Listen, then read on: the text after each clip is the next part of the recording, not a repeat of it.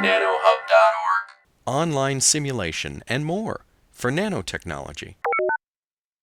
All right, welcome everybody. I think this is the penultimate seminar series, the second to last one. We'll have one more next week, but this week is going to be an awesome presentation. We have Kate Alcott from NEATech, the Northeast Advanced Technological Education Center.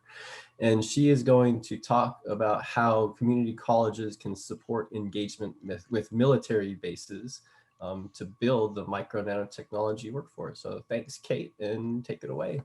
Okay, thank you, Jared, and welcome everyone. So as Jared said, I am the Associate Director of NEATech, and I'm also the Veteran Liaison for the MNT-EC Center. So I really like this meme because we were just talking about how worn out we are with Zoom.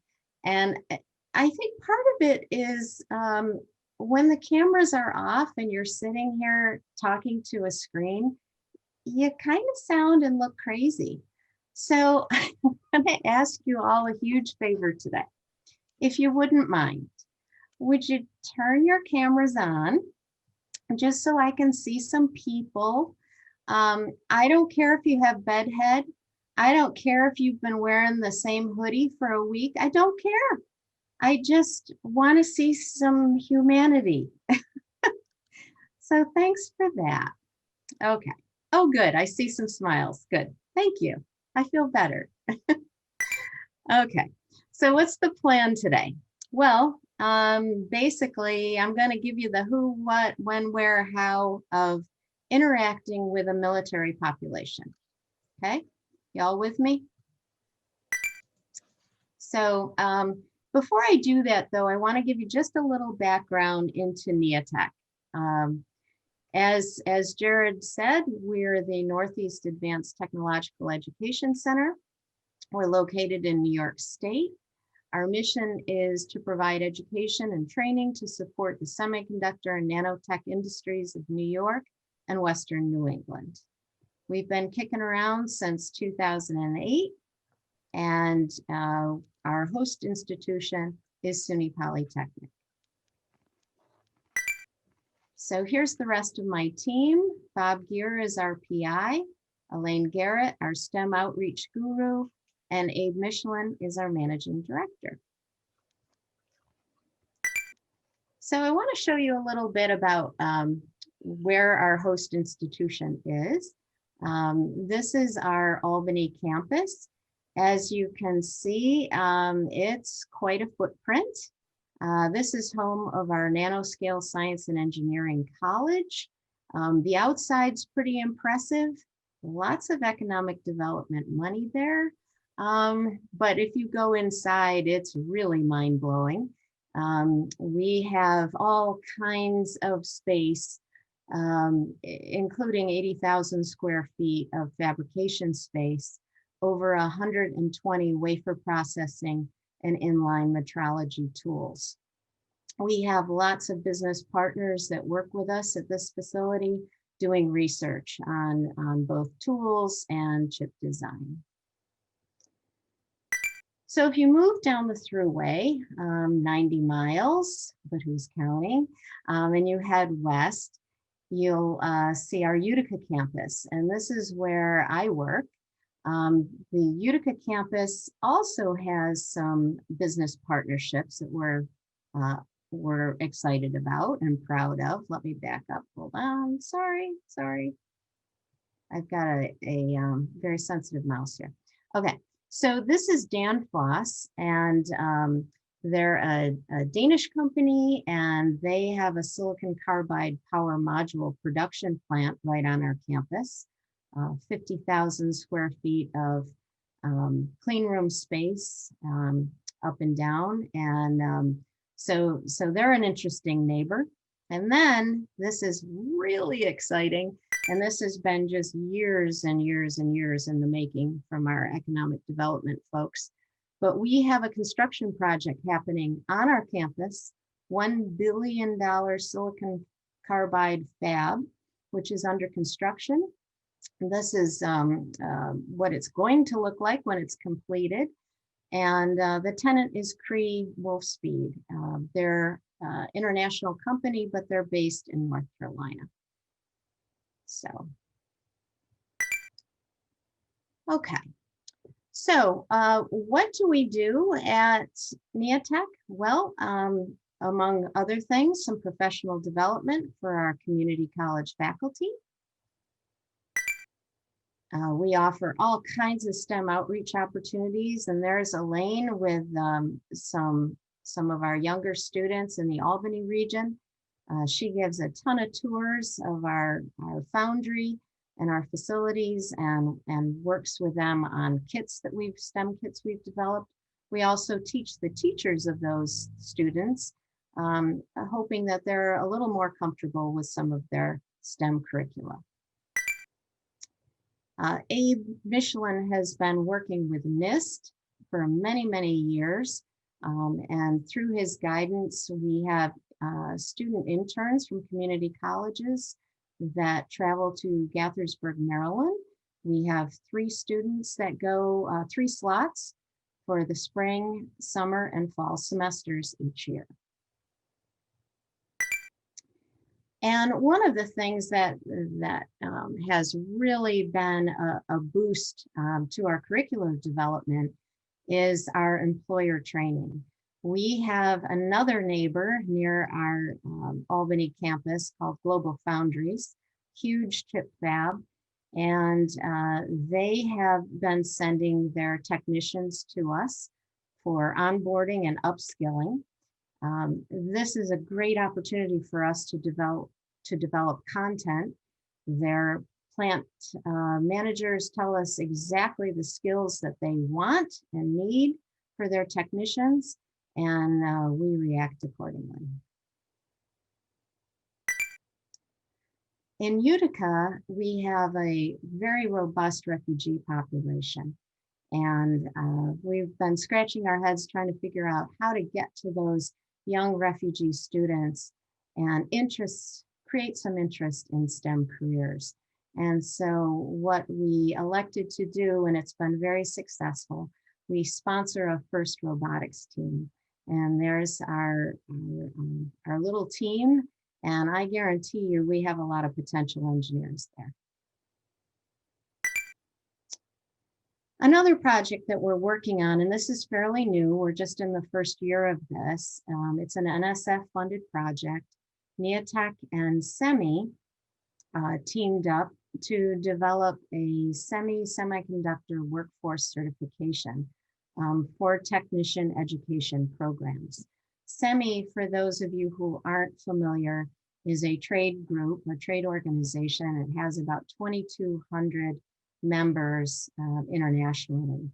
And we've been working with community colleges throughout New York State, reviewing their courses in electrical engineering technology, mechanical engineering technology, semiconductor manufacturing technology, and mechatronics programs to see how they align with a competency model. And ultimately, we will have some really exciting news for all of you as we continue down this road in terms of certifications. And then finally, there's our military outreach project. This is my baby.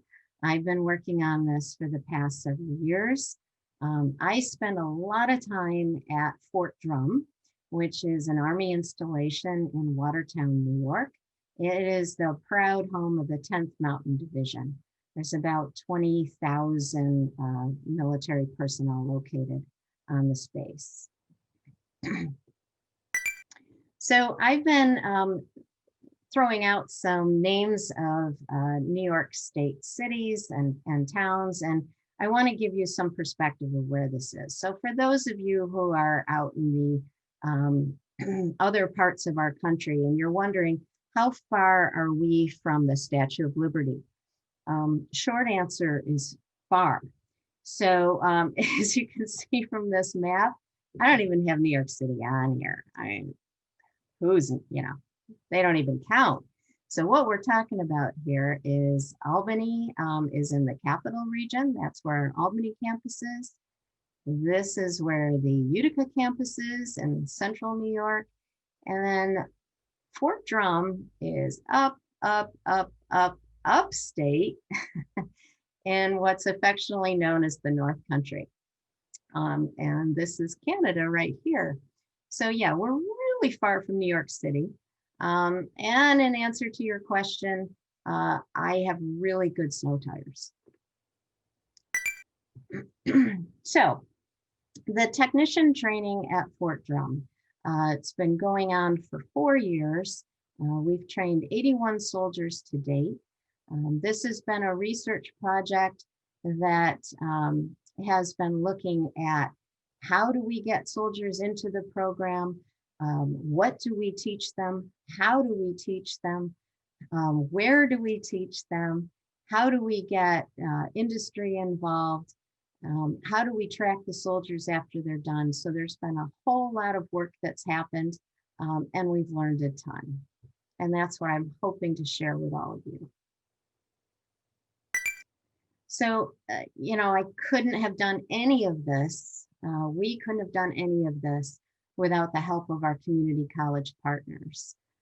Jefferson Community College, which is also located in the North Country in Watertown, New York, has granted us some space to use, which has been just a lifesaver for us. And Mohawk Valley Community College has blessed us with 2 fabulous professors. We have Professor Roskopf, Nate. Nate is a mechanical engineer, and many of you probably recognize this guy, Bob Decker. Bob is a professor emeritus at MVCC, but he sure doesn't act like one. He's there all the time, and he's still teaching many courses. He's an electrical engineer by trade. So these 2 guys have worked tirelessly to develop curricula, to develop training tools that were portable, because don't forget, we're schlepping them about 85 miles north every time we offer this training. They teach the soldiers, and most importantly, they've been mentors to these soldiers. These alumni still reach out to Nate and Bob with questions about their career paths or educational paths. So what do we teach? Well, we have a workshop series with several different topics. And how did we choose those topics? We went back to the well of our technician training with Global Foundries. Remember, we have that really strong alliance with a chip fab, and we basically took what they wanted, what they needed for their technicians. We took those topics and we kind of retooled them for this soldier population. So advanced manufacturing practices, I won't read through these, but those are some of the skill sets that we review. What I do want to point out to you, though, is the final exam, which is the construction of this linear stage. This was Professor Roskopf's idea, Nate's idea, and I think it's a wonderful one, because by building this linear stage at the end, we can see if they grasp the topics that we're presenting. The second workshop series is pneumatics technology. And again, you can see the pneumatics trainers. These are all portable units that we bring up to Watertown. At the end of the training, at the end of the workshop, there's the infamous bubble test. And Nate's there with his detergent, and these soldiers are patiently awaiting to see if their joints are tight. Basic electricity and electrical controls. This is a topic that was added this year. We're constantly tweaking this. We base it on how the soldiers do, how they react to the training. And what we found is that they didn't have the confidence that we thought they needed in electrical concepts. So Bob Decker um, got busy and wrote a whole bunch of content for them. And he also created this portable trainer, which he created several of these actually. And you can see these soldiers working on the labs together.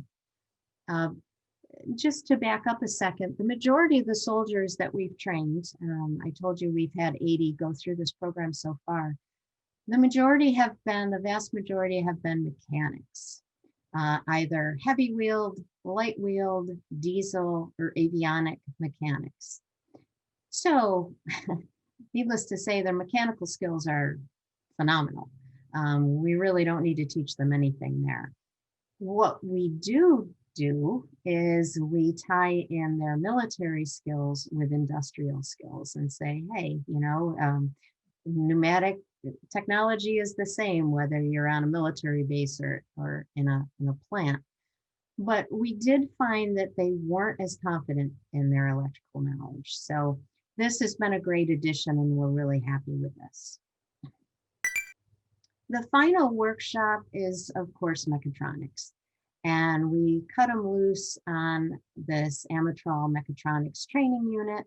They get 3 days to play. We cover control systems, sensor types, sensor functions, PLC usage, and a lot of troubleshooting.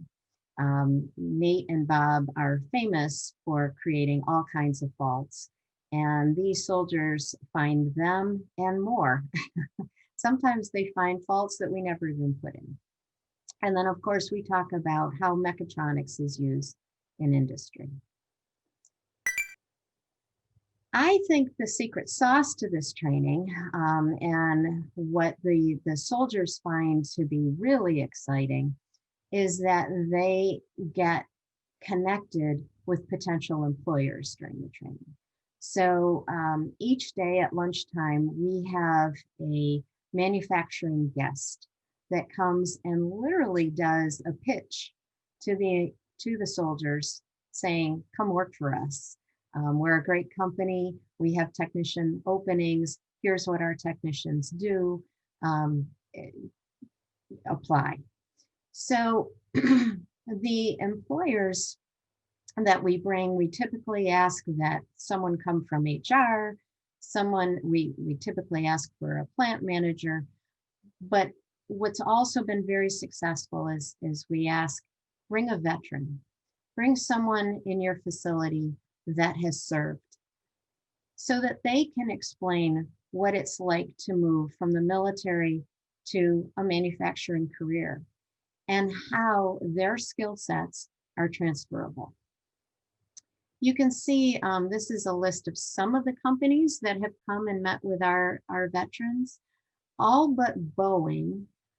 Every one of these companies has a New York State presence. That's by design. I really, really, really want these soldiers that are leaving Fort Drum to stay in New York State. I want them to work in New York State. Our manufacturers need them in New York State. However, I'm a realist, and I know that these soldiers have been living in Fort Drum, and some of them just want to leave the snow. 6 months of snow is a killer. So all of the vast majority of these companies have a national or an international presence. And that's really helpful to the soldiers who say, yeah, I'd like to come to work for you, West Rock. Do you have a plant in Texas? And in fact, they do. And we've had a soldier placed there. So that's how this all works. 63 presentations so far from our employers. So just to recap, this is what Neotech's research, veteran research has been about. It's a 72-hour boot camp training. These are the topics that are presented, plus we bring in the employers, And this is exciting. We're in the process now of expanding this. I told you we're always tweaking it. We're expanding this to add 8-week internships. So we're, polling our employers now to see who wants these soldiers after they finish our training to come and do some on-the-job training with them. Okay, so you're all patiently listening to this going, how does this apply to me? What is this about?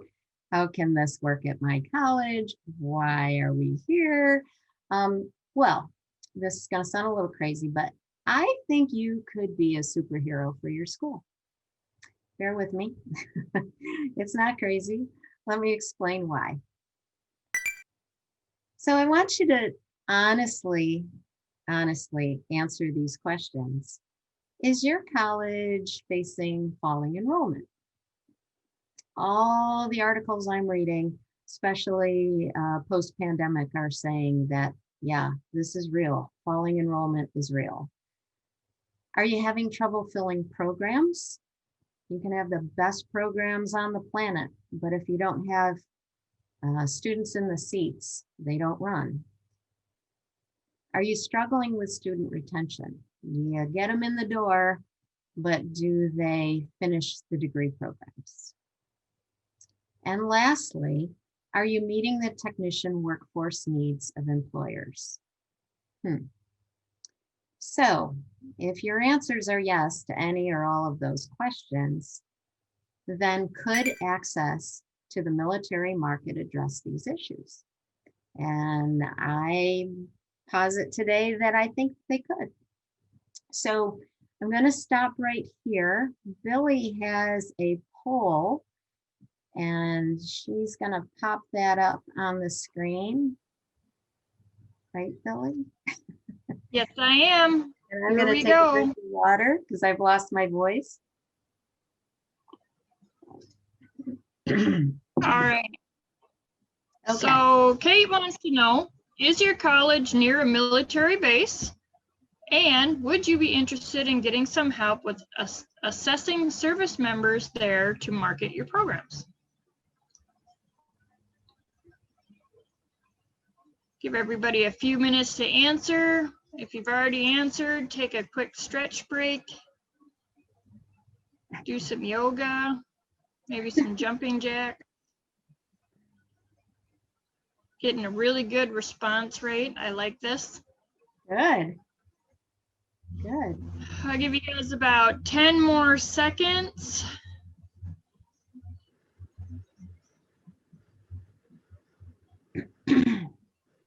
All right. So, is your college near a military base? 38% of you said yes, 48 said no, and then a few of you said it's not applicable. And would you be interested? 41% said yes. Great. 1% said, or 3% said no. So Okay. that's great. Yeah, good. Okay, this is encouraging. I shall proceed. Okay. So, why am I not moving here? I'm still sharing, right? Yeah. My screen's stuck. That's a problem. There we go. Okay. Okay. So let me tell you, let me tell you a little about this market. All right, this military market. Who is it?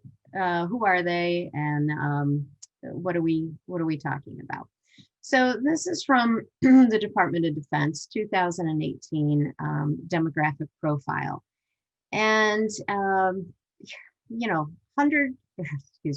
1.3 million active duty service members in our volunteer military force.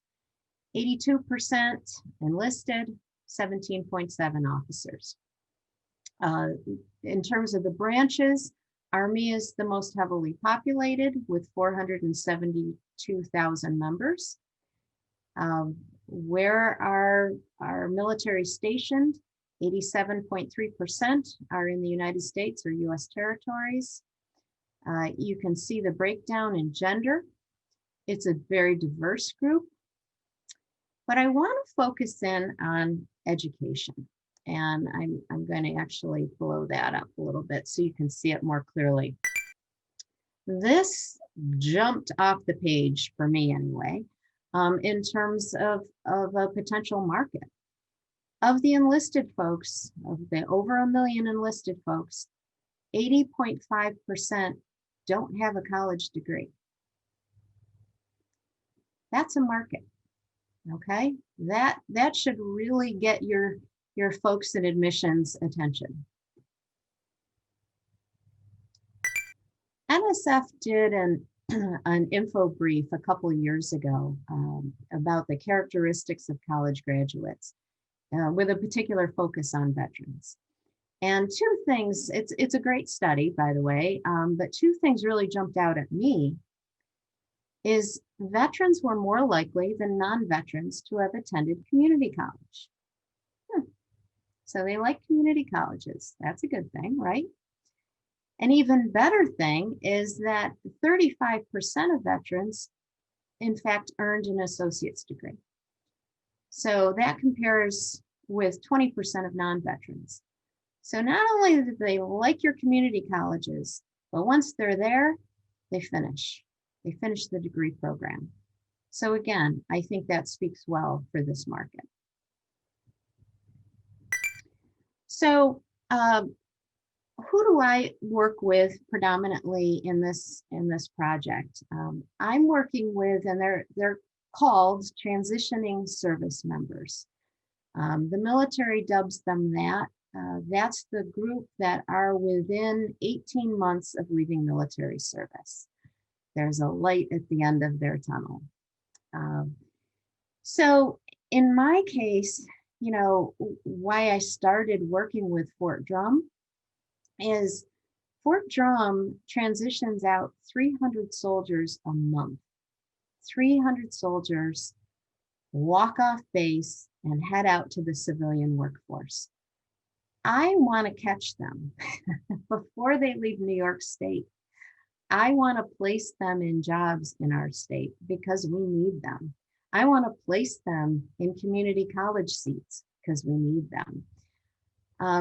So that's just Fort Drum. Nationally, over 200,000 service members transition out of the military each year. Again, it's a huge number. So when we talk about transitioning service members, you need to talk about the transition assistance program that is available to them. This was established in 1991, and the reason it was established is before 1991, you finished your military career, you signed a few pieces of paper, and you walked off base. Go back to that demographic profile. Most of these soldiers enlisted right out of high school. They've never applied for a job before, never gone on a job interview before. And as we saw in that demographic profile, a lot of them don't have college degrees. So what do you think happened? A lot of them, unfortunately, went on unemployment. They struggled. They really struggled. So this tuition assistance program, or TAP as it's called, was established to help them to be more successful, to have a soft landing when they leave military service. The program was expanded and actually got a lot more teeth in 2011, making pre-separation counseling absolutely mandatory. So every soldier goes through this. The TAP program provides information, tools, and training to help service members and their spouses get ready to successfully move from the military to civilian life. And from start to finish, TAP guides users on their veterans benefits and how to access them, education options, which is where you can come in, federal assistance, and veteran employment help. So to me, this is the portal for you to access this military market. When they're in this transition phase, when they're getting all this support and counseling, that's where your programs can shine. Some of the other services TAP offers, they offer training programs, and these training programs are referred to as Skill Bridge. Those can be accessed in the last 6 months of active duty service. So now you're really at the tail end of your service and you're just about ready to leave. You can take these Skill Bridge, you can participate in these Skill Bridge programs. We'll get to that in a second and I'll show you exactly what they look like. You can also participate in company internships. So the folks in the TAP offices go out and talk to companies all the time about providing internship programs. Interesting note here, if you're a company and you have these active duty service members as interns, you can't pay them. Okay, they're still getting paid by the Department of Defense. That would be double dipping. That's verboten. You can't pay them, but you can certainly teach them, train them, get a good look and vet them so that when they do leave service, you can hire them. Sometimes there's a combo where it's training plus internship. TAP offers career fairs every quarter where they bring in companies from all across the United States, at least at Drum they do, to offer employment opportunities. And then there's these things called career briefs. So I told you I spent a lot of time at Drum. Once a month, I'm up there doing a career brief. And a career brief is an opportunity for you to get in front of these soldiers and talk to them about advanced manufacturing, talk to them about micro-nano technology, talk to them about what's available to them. So every month I go up there and I do my 30-minute spiel, and I always start by saying, so how many of you have thought about working in manufacturing? And every month, nary a hand goes up. They kind of sit there and go, yeah. And so I say to them, I ask them, tell me the first word that pops into your head when you think of a career in manufacturing. And I'm sure you can all guess what the words are. Dirty, low skilled, boring, monotonous, dangerous, et cetera, et cetera. The old myths, the old dirty manufacturing jobs.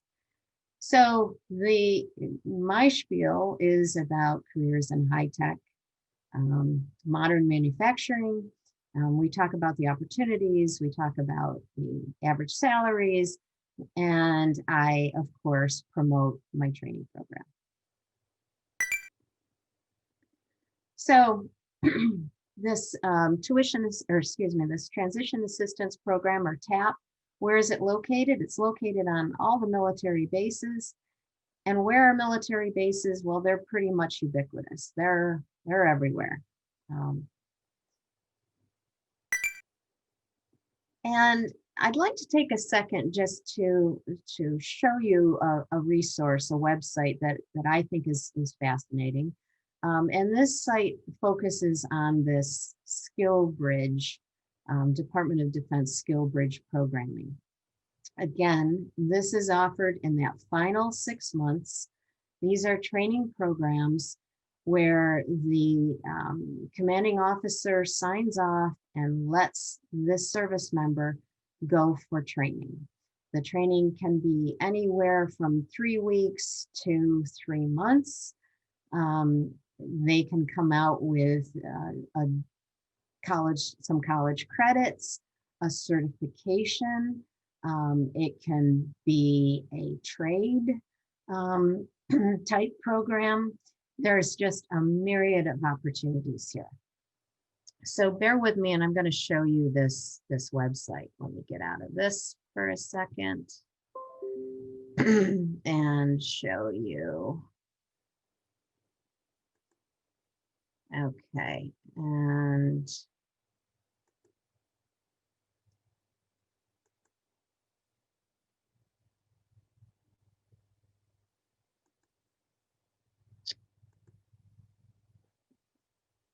Okay.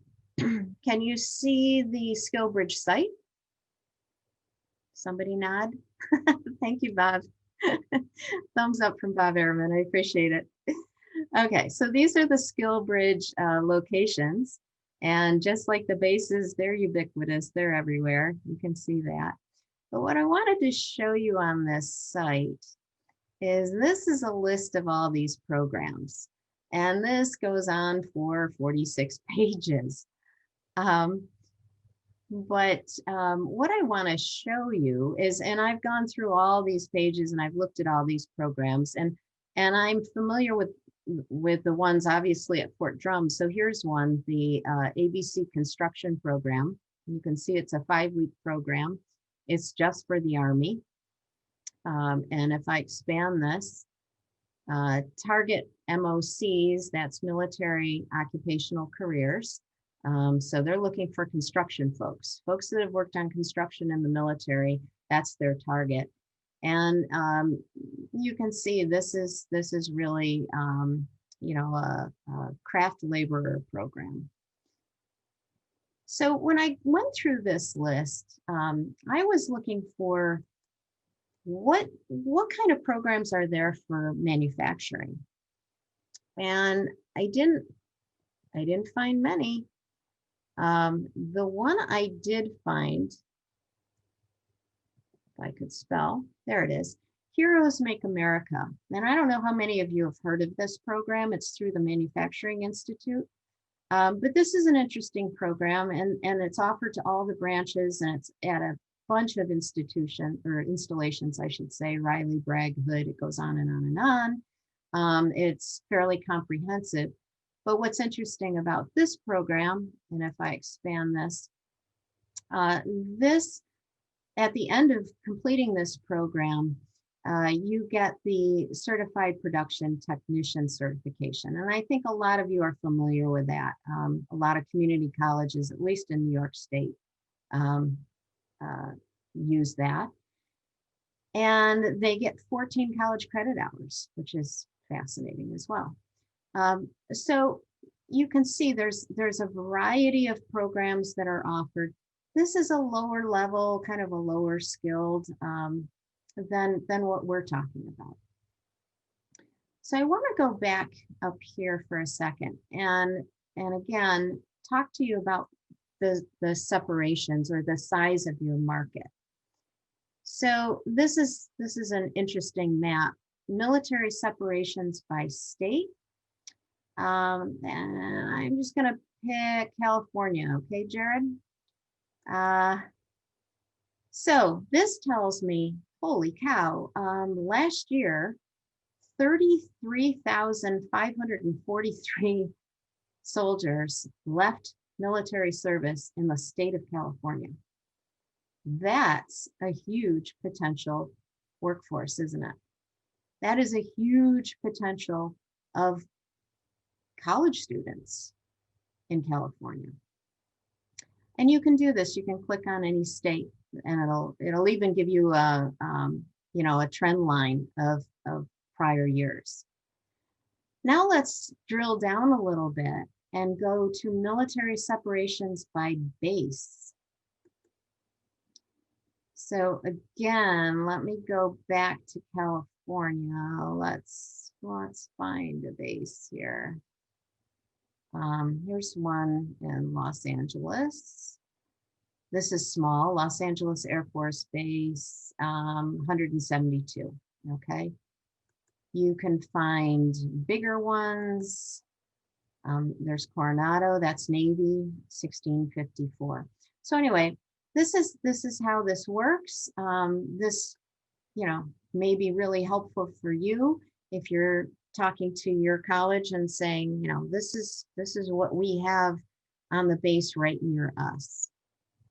Okay, so I'm gonna get out of this and I'm gonna go back here and new share and get back to my PowerPoint.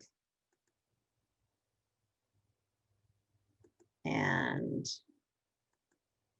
I hope I'm back there. Yes, thumbs up, Bob Ehrman. Am I back? Okay, thanks. All right, so we've talked about the market, who's out there, who are we looking at? What about industry? Does industry care? Does industry want this market, this military market? Well, SEMI, that trade group I was telling you about earlier, did a little survey a couple years ago. And this is what their members said. A large majority, 77%, believe there's currently a critical talent shortage within the industry. And another 14% feel the industry will face a severe talent shortage over the next 3 years, 2018 to 2020, which is now. And sure enough, they were prescient. that has come to fruition. We are in the midst of a shortage. U.S. Department of Labor put together this 10 reasons why manufacturers should hire vets. And I've been working with manufacturers for years, and this list proves out. Every manufacturer I work with says, send me some veterans. I love to hire veterans. And here's why. They're used to learning new things. Any veteran will tell you that no 2 days are the same when you're in the military. They're flexible, they're adaptable, they're Gumbies, okay? They're leaders, they're proven leaders. Leadership is just embedded in them when they are serving. They understand the importance of teamwork. Try to do a manufacturing function by yourself. You need to rely on a team. And frankly, our civilian workforce struggles with that. They promote diversity and inclusion. They perform well under pressure. Stress is a thing they're very used to. They respect procedures. So an SOP means something to a veteran. And if you're sitting on multi-million-dollar equipment, you want somebody who's going to follow procedures and not just wing it. They're attuned to global and technological trends. The military has some of the most high-tech and innovative equipment there is. They know how to work, and they can be trusted with intellectual property. Many of them have high-level security clearances. They're aware of health and safety standards, and they triumph in the face of adversity. They're mission-focused. And in manufacturing, they're mission-focused too. So let me just pull all this together, this randomness, and again say why I'm here to support you. So if you decide to go down this road and pursue a military market, who would you target? It could be active duty service members. It could be veterans. It could be both. I'm going to tell you, it is easier to work with the active duty population because they're a captive market, so to speak. You work with the TAP office, they're right there. And they're, you can provide your programming to them. Veterans, once they leave service, they kind of scatter to the winds. It's very difficult to offer veteran programming. And what can you offer them? We're offering technician training. You are welcome to all of our content, our curricula, our training tools that we've developed, our expertise, but you don't have to teach what we're teaching, the topics that we're teaching. Talk to your manufacturers in your area and see, what do they want? What do they need? And design your own program. It can be credit, it can be non-credit. When do you offer it? If you're focused on active duty, it's within that last 180 days of service. If you're focused on veterans, you can offer it anytime. Where can you offer it? You can offer it on base, and that's convenient, for the soldiers. And most of the military installations have a lot of space available for educational programming. They welcome you. but I would recommend you not do it on base, and I'll tell you why. There's a few reasons. One, commanding officers feel compelled to pluck your students out of their seats right in the middle of training. If something happens and they need them, they know where they are and they come and get them. When they're on your campus, the soldiers love to leave base. It's a great escape for them. It's a change of scenery. And B, it's an opportunity for you to show off your campus. It's an opportunity for you to sell your facilities and sell your programs. So I vote having it on your campus if you can. How do you do this? You can offer workshops, non-credit workshops. You can offer stackable credentials, combine them with an employer internship program. There's a myriad of ways. And why do this? You're busy enough. Who needs more? Well, I'm not saying that you need to do this. This could be your non-credit side of the house, your continuing professional ed folks, your workforce development folks might want to get involved in this, but why do it? Increase enrollment, provide a workforce pipeline. That'll make you a hero. But I think the bottom line here, I think it's the right thing to do. I think it behooves us all to give back to the folks that have sacrificed for us. So let's do this. I'm here to help. I can't wait to help you. And so reach out. That's it. All right, thanks, Kate. No, that was a really awesome talk. I think it's great to support our veterans and have programs that are available for them. I think technical education is a great opportunity to provide some of that support. Is there any questions that anyone has for Kate at this time? So Kate, I have a question. Yeah. Yeah, like placement, and are people utilizing those skills that you said you had? Are they staying in industry, staying in New York, or do you have any data on that? Yeah, I do have data. You don't have to share it. I'm just saying generally. Yeah, how's it? Yeah. So, so the ones that I've worked with, the soldiers that I've worked with, about a third are working currently in manufacturing. And I keep in touch with them. 20% went back to college. Oh, cool. And they have told us that this really prompted them to go into engineering. So nice. 20% of them, a fifth, have gone into engineering programs as a result of this training, which I consider a win too. 20% are working in non-manufacturing, but kind of industrial sales related, not unrelated. 10% are still active duty of the ones that we've trained, so don't know where they're going to go. 5% re-enlisted.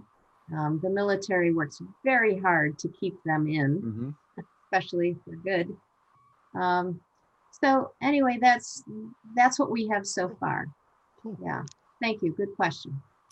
All right, awesome. It looks like Greg Kepner has asked, what person, title, rank, etc. is typically the primary contact at a base to work with in setting up a program? So I work with the TAP manager, and they're civilian. These are civilian positions. I am heartbroken because my TAP manager just retired, and she was phenomenal. She was an Air Force pilot, retired Air Force pilot, who just put her heart and soul into this. But yeah, it's typically a civilian position, and the TAP office is your first stop. Like I said, it's your portal. It's your portal for access. All right, thanks. That makes sense. And then another question from Deb Newberry. Do you have a list of skills associated with each branch and soldier or Marine function? is there categories of soldiers that may be more applicable to various industry segments? Yeah, so great question, Deb. And there are all kinds of theories on this. So when you enlist in the military, they do some testing, and they toss you into a job. You really don't have a whole lot of say in this. You are thrown into, in the Army, it's called an MOS, a military occupational specialty. Other branches call it an MOC, military occupational career. So you're just kind of flung into this job. Now, some programs, and I showed you when I went to that SkillBridge site, some like that construction one specifically said they want a construction MOC or a construction MOS. I don't limit applicants to MOCs. And here's why. Often, like I said, this is not voluntary. You're kind of tossed into this job in the military. Often I find that that's the last thing they want to do is continue doing that job. Okay. Kate, that's a really good point. I grew up, my dad was in the Air Force till I was in high school, and my son-in-law is a Marine Lieutenant Colonel who just took command of a battalion. And talking to some of his soldiers, and I, there's some of them that are thrown into, a med tech related military function, supporting doctors or that type of thing. And I'm thinking those people may have skills that would very well be applicable to a biotechnician type market. Absolutely. That's what they want to do. You've got a good point. The soldier who enlists or the Marine who enlists doesn't necessarily have a choice of where they end up. But I'm making a crazy assumption that these guys or ladies coming out were doing something that they liked and want to continue it. And so I'm just wondering, is there a list of skills that I can take to a college or a university and say, hey, these guys that are doing this at Camp Pendleton in California have these skills? Yeah. That's what I was thinking about. Yeah, and there is. I can give you that, Deb. I can send you that. It basically crosswalks the military occupational specialties to different careers. Okay. What I do on my application, rather than ask for their military occupational specialty, I say, do you have any training or expertise? Do you have any familiarity with mechanical and electrical concepts? For example, one of my best students was a cook in the military. But in Nigeria, he had studied electrical engineering. Now, why he was put in a cook position, I don't know. That's what the Army did. But he was brilliant in this class. So if I had limited, soldiers to only those with that MOS, that, mechanical MOS or an electrical MOS, I would have missed him. But what he did say on his application is, oh, by the way, I studied 3 years of electrical engineering in Nigeria. So we took him. Okay. But great question. Thank you. It looks like we have one more question, and it's about whenever you do your program, if you have to go off base, is there a process of how would you arrange the military personnel to go off the base to do the program? Yeah. So they have to get permission to go off base, and so our program is off base. We're at Jefferson Community College, and they just get command approval. And that's all coordinated through the TAP office. I mean, you work hand in glove with that office about everything. Cool. I think that's quite. We're getting to almost 10 o'clock. Thanks again, Kate, for an awesome presentation on a Thank really you. important topic. Okay, thanks everybody. Bye. Kate, I will